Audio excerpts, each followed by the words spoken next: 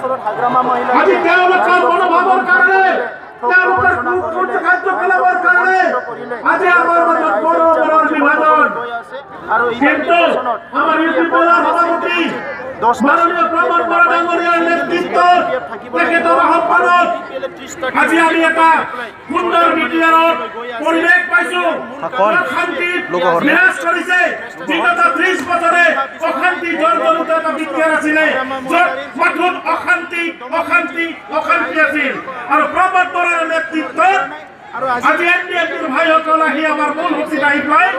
আমাৰ লগত হাত মিলাই এইখন বিটিআৰত সুন্দৰকৈ বসবাস কৰাৰ প্ৰতিশ্ৰুতিৰে বিটিআৰ চুক্তি হৈছে হয় নে নহয় গতিকে মই ধন্যবাদ জনাম এনডিএফৰ বন্ধুসকলক প্ৰমোদ বৰাক আৰু নিখিল বৰা ছাত্ৰ সন্থাক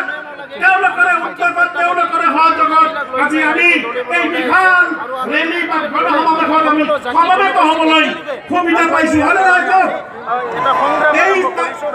এই কামবোৰ তলত এই পেণ্ডেলত এই চামিয়ানত ইয়াতে কোনো বড়ো আছে নেকি ইয়াতে বিটিআৰ বাকী আছে নিৰাপত্তা দিব পাৰিম বিটিআৰ বাকী হিন্দু মুছলিম শিখ ইছাই চাওতাল নেপালী আদিবাসী সকলো সম্প্ৰদায় আছে তাৰ মানে আমি সকলোৱে বিটিআৰ বাকী আগন্তুক 21ত হয় হয় আৰু এই সুযোগ পাইছো অকল মাত্ৰ প্ৰমোদ বৰাৰ নেতৃত্বত গতিকে চৰকাৰ জনসাধাৰণ আমি বিগত দিনৰ কথা পাহৰি গৈ আমি নতুন আঁকোৱালি লৈছো প্ৰমোদ বৰাৰ নেতৃত্বত আৰু সেয়া হ'ল শান্তি আৰু ঐক্য ইতিমধ্যে শান্তি আৰু ঐক্যত আমি আবদ্ধ হৈ গৈছো এতিয়ালৈকে আমাৰ উন্নতি কৰাৰ দায়িত্ব আপোনালোকে নিশ্চয় ইউপিপিএলৰ নেতাসকলক ইউপিপিএলৰ পাৰ্টি সকলক 6,000 কোটি টকা যে লুণ্ঠন কৰিছে দুখীয়া গৰীব মানুহ ঘৰৰ পইচা খাইছে আয়ুৱা ঘৰৰ পইচা খাইছে চৰকাৰৰ পইচা খাইছে অংগনবাড়ীৰ শিশু খাদ্য আজি বিক্ৰী কৰিছে ইয়াৰ কাৰণে আজি হাগ্ৰামা মহিলাৰ চবে এৰি দিছে আৰু এইবাৰ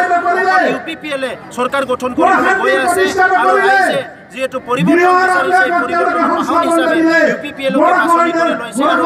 ইউপিপিএল চৰকাৰ হ'ব ইয়াৰ কোনো এটা সন্দেহ নাই এইটো আপোনালোকে আজি যিটো কাজলগাঁৱত আপোনালোকে স্পষ্ট দেখিবলৈ পাইছে।